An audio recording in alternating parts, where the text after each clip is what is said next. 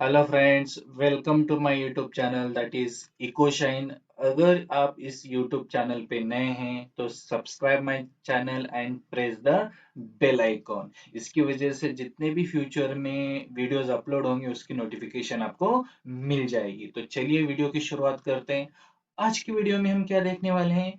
Features of micro economics. Features of micro economics में first thing that is called study of individual units. मतलब micro economics क्या होता है? बड़े economy में से जो छोटे छोटे यूनिट्स हैं, जैसे कि individual firm, individual prices of product हो, इंडिविजुअल हाउस होल्ड है, इस सभी चीजों की स्टडी माइक्रो इकोनॉमिक्स में की जाती है। जैसे कि इंडिविजुअल प्राइस, इस फुटबॉल की प्राइस है 1000, लेकिन ये फ्लिपकार्ट पे, अमेजोन की प्राइस 1200 और शॉपक्लूज की प्राइस है 1400 triple 1999।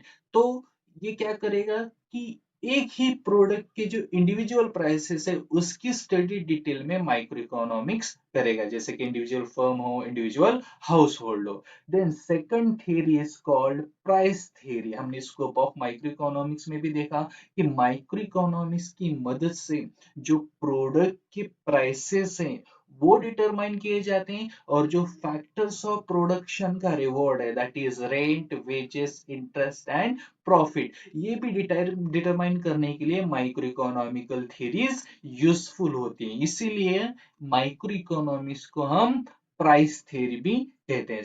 Third feature that is called partial equilibrium. Equilibrium का मतलब क्या होता है? तो इक्विबिलियम का मतलब होता है बैलेंस बिटवीन टू फैक्टर, और सेम मीनिंग है partial equilibrium. Micro economic analysis deals with the partial equilibrium which analyze the equilibrium position of an individual economic unit। मतलब जो दो चीजों के बीच में जो इक्विबिलियम है, सिर्फ दो चीजों के बीच में का जो इक्विबिलियम है, बैलेंस है, that is studied in micro economy. जैसे कि demand and supply of only one agriculture product, demand and supply of only shoes, demand and supply of automobile product या टॉयज हो। तो ये सब पार्शियली इक्वलाइज किया जाता है, बैलेंस किया जाता है, दैट इज पार्शियल इक्विबिलियम। और एक वक्त में सिर्फ दो चीजों के बीच में ही इक्वलाइजेशन या बैलेंस किया जाता है, उसे हम पार्शियल इक्विबिलियम कहते हैं। और ये माइक्रो इकोनॉमिक्स की मदद से किया जाता है।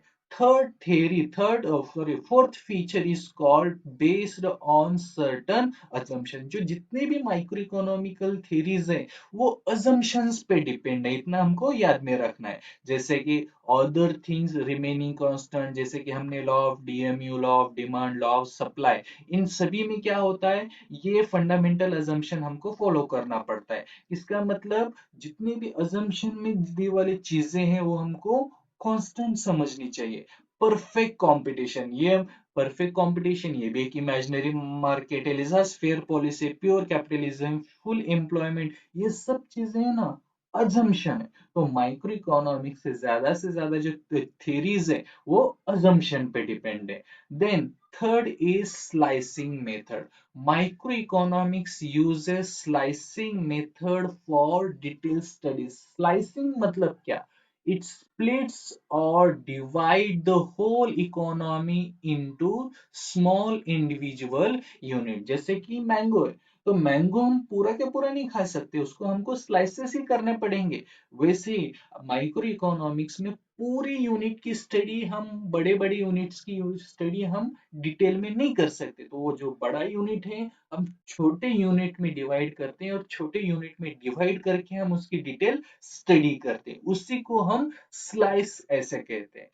जैसे कि नेशनल इनकम है, national income it is the concept of macro economics, लेकिन नेशनल इनकम माइक्रो इकोनॉमिक्स में तो नहीं स्टडी कर सकते।